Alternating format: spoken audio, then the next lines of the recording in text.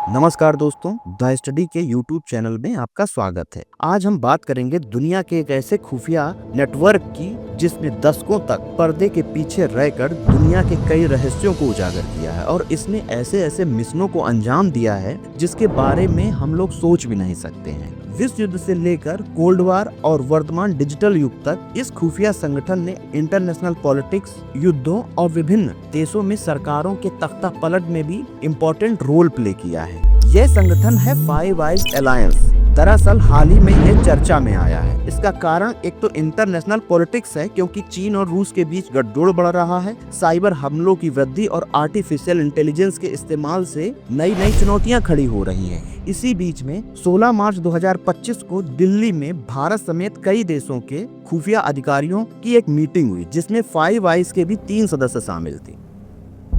दरअसल साल था 1941, जब ब्रिटिश कोड ब्रेकर एलिस्टर डेनिस्टन ने अपनी डायरी में लिखा, द यस आर कमिंग, मतलब अमेरिकन आ रहे हैं। द्वितीय विश्व युद्ध के दौरान जब वार अपने चरम पे था, उस समय ब्रिटेन ने जर्मनी के एनिग्मा कोड को डिकोड कर लिया और अमेरिका ने जापानी पर्पल कोड को तोड़ लिया। इसके साथ ही दोनों देशों को यह एहसास हो गया कि अगर हम लोग मिलकर साथ काम करें तो जासूसी और सुरक्षा के खेल में हमारा कोई मुकाबला नहीं कर पाएगा। और इसी से एक विचार का जन्म हुआ। 1946 में इस साझेदारी को औपचारिक रूप दिया गया और यूएस और यूके के साथ कनाडा, ऑस्ट्रेलिया और न्यूजीलैंड भी इसमें शामिल हो गए और इस तरह अस्तित्व में आया फाइव आइज अलायंस। इस फाइव आई अलायंस ने सेकेंड वर्ल्ड वॉर में इम्पोर्टेंट रोल प्ले किया, लेकिन इसका असली खेल शुरू होता है शीत युद्ध में।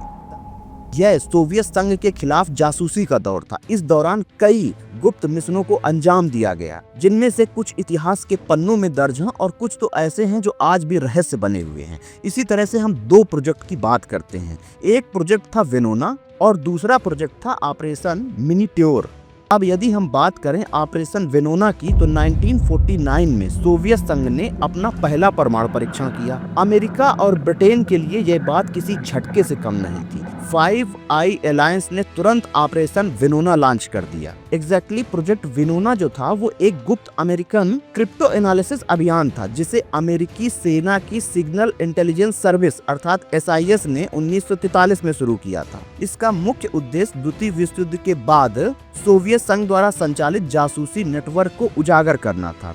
ब्रिटिश और अमेरिकी एजेंट्स ने सोवियत वैज्ञानिकों की गतिविधियों पर नजर रखनी शुरू कर दी। यहाँ तक कि कुछ वैज्ञानिकों को खरीदने की भी कोशिश की गई। अंततः 1953 में सोवियत जासूस क्लास फुट्स को गिरफ्तार कर लिया गया, जिसने सोवियत को परमाणु बम की तकनीक लीक की थी और इस तरह प्रोजेक्ट वेनोना सफल रहा। दूसरा जो ऑपरेशन था, ऑपरेशन मिनीट्योर, 1960 के दशक में फाइव आइज ने इसको लॉन्च किया था। इसके तहत सोवियत संघ के अंदर गुप्त रेडियो ट्रांसमिशन स्टेशनों को डिकोड किया गया। इन ठिकानों से पूरी दुनिया में सोवियत जासूसों को निर्देश भेजे जाते थे। CIA और MI6 ने इस अभियान में KGB के पूर्व एजेंटों को भी भर्ती किया, जो अंदर की खबर लीक करते थे और इन एजेंटों के माध्यम से फाइव आइज को सोवियत यूनियन की गुप्त परमाणु मिसाइलों की साइट्स का पता चला। इसी कारण 1962 में जो क्यूबा मिसाइल संकट हुआ था उसको टाला गया। इस तरह हम कह सकते हैं कि क्यूबा मिसाइल संकट को टालने में भी फाइव आइज अलायंस का महत्वपूर्ण रोल था।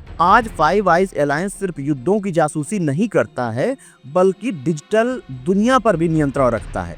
इसीलिए यह विवाद में आया हुआ है। दरअसल 2013 में NSA के पूर्व कॉन्ट्रैक्टर एडवर्ड स्नोडेन ने एक ऐसा राज उजागर किया जिसके चलते पूरी दुनिया चौंक गई। उन्होंने ये कहा कि फाइव आइज जो है केवल दुश्मनों पर ही निगरानी नहीं रखता है, बल्कि अपने नागरिकों और सहयोगी देशों के भी नागरिकों की पूरी जानकारी रखता है।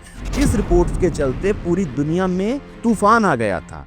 गूगल, फेसबुक, माइक्रोसॉफ्ट जैसी कंपनियों के यूजर्स का डेटा गुप्त रूप से इकट्ठा किया जाता है। 16 मार्च 2025 को जो अभी भारत में खुफिया अधिकारियों का सम्मेलन हुआ है, इसके बाद एक पॉइंट यह भी उजागर हुआ है कि क्या भारत भी इस फाइव आई अलायंस का एक सदस्य बनेगा। हालांकि यह कहना अभी जल्दबाजी होगी, लेकिन देखना यह होगा कि क्या यह गठबंधन आने वाले वर्षों में मजबूत होगा या निजता और वैश्विक राजनीति के बढ़ते प्रभाव के चलते कमजोर हो जाएगा। फाइव आई अलायंस पर किया गया हमारा यह प्रोग्राम आपको कैसा लगा हमें जरूर बताएं और अपने विचार हमें कमेंट बॉक्स में दें। धन्यवाद।